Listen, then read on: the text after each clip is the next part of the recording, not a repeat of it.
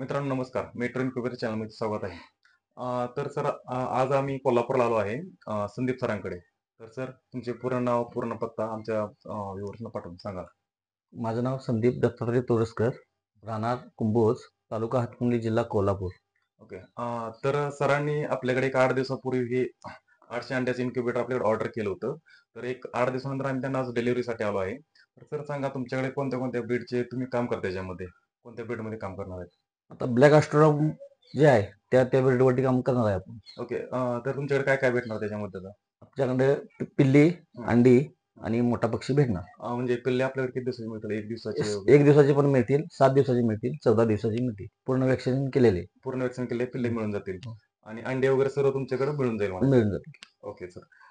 ठीक आहे. तर आपण आज मशीन आपलं कसं ऑपरेट करायचं वगैरे सरांना आपण समजावून सांगू. तुम्हाला पण लक्षात येऊन जाईल. तर सर स्टार्ट करतो. हे आपलं मेनचं स्विच आहे. तर सर तुम्हाला आज एक पूर्ण माहिती आम्ही ह्याची सांगत आहे. तर हा आपला कंट्रोल आहे. ह्याच्यामध्ये आपण टेम्परेचर हे ह्युमिडिटी सेट केलेलं आहे पूर्ण. आपलं टेम्परेचर हॅचिंगसाठी 36.4 जवळपास 90 फॅरनमध्ये आपल्याला लागते. आर्द्रता जी आहे ते 60 आणि 65च्या मध्ये पाहिजे. आता करंट टेम्परेचर आपलं 21.1 आहे बरोबर. आतमध्ये आर्द्रता 38 आहे.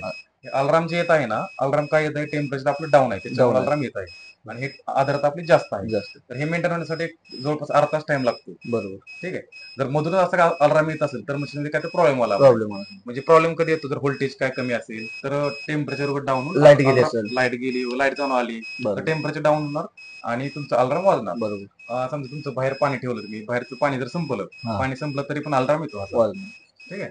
लक्षात हे मेन ऑन ऑफचं स्विच आहे, हे फॅनचं बटन आहे, हे लाईटचं बटन आहे.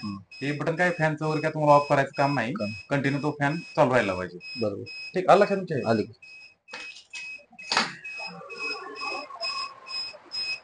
हे मॅन्युअली अलार्म बंद पण करतो. तर हे पूर्ण 800 अंड्याचं सेटर आहे. तुम्ही समजा 800 अंडे लोड केले तर हे नंतर 18 दिवसानंतर फक्त तुम्हाला ही ट्रॉली बाहेर काढायची आहे. इथून कनेक्टर काढून ट्रॉली पूर्ण बाहेर काढून घ्यायची आहे. हे जिथे अंडे आहेत ना, ह्याच्यातले अंडे ह्याच्या ट्रे मध्ये ठेवून द्यायचे. बरोबर. अंडे आता कसं ठेवायचं म्हणतो तुम्ही, त्या अंड्याचे 2 टोक असतात, एक छोटी बाजू एक मोठी बाजू. एक छोटी वाली बाजू आहे त्या खाली करायची. बरोबर. छोटी बाजू खाली करायची. लहान वाली बाजू खाली करायची. बरोबर. कारण एक साईडला मोठी पोकळी असते. बरोबर. बाजू खाली केली तर रिझल्ट चांगला मिळतो. ठीक आहे. आणि असं मग ठेवून द्यायचं. आणि ज्यावेळेस तुम्हाला अंडे टाकायचं नाही, हे पूर्ण रोटेशन 45 डिग्री मध्ये असते. मॅन्युअल बटन दाबून रोटेशन करू शकतो. म्हणजे पूर्ण सेट झाल्यानंतर अंडे आपण ठेवायचे. हा. टेम्परेचर पूर्ण पहिला अर्धा तास टेस्टिंग करून पण ठेवू शकतो. बरोबर. किंवा तुम्हाला कसं आहे माहिती आहे का, टेस्टिंग नाही केली तर काय प्रॉब्लेम नाही. पूर्ण अंडे 800 बाहेर लोड करायचे आणि ट्रॉली आतून ठेवून द्यायचे आणि नंतर मग हे असं एकदम मॅन्युअल रोटेशन चेक करून पाहायचं काय प्रॉब्लेम वगैरे आहे का. बरोबर. एकदम 45 डिग्री मध्ये रोटेशन होऊन जाते. बरोबर.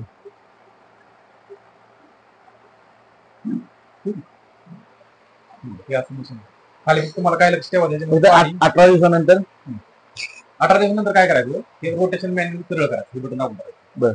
हे कंटिन्यू एक साईड राहते, त्या साईडला किंवा त्या साईडला. हे रोटेशन आपली 2 नंबरचं एरोचं बटन आहे, 2 नंबर बटन दाबून करायचं. हे रोटेशन सरळ करायचं.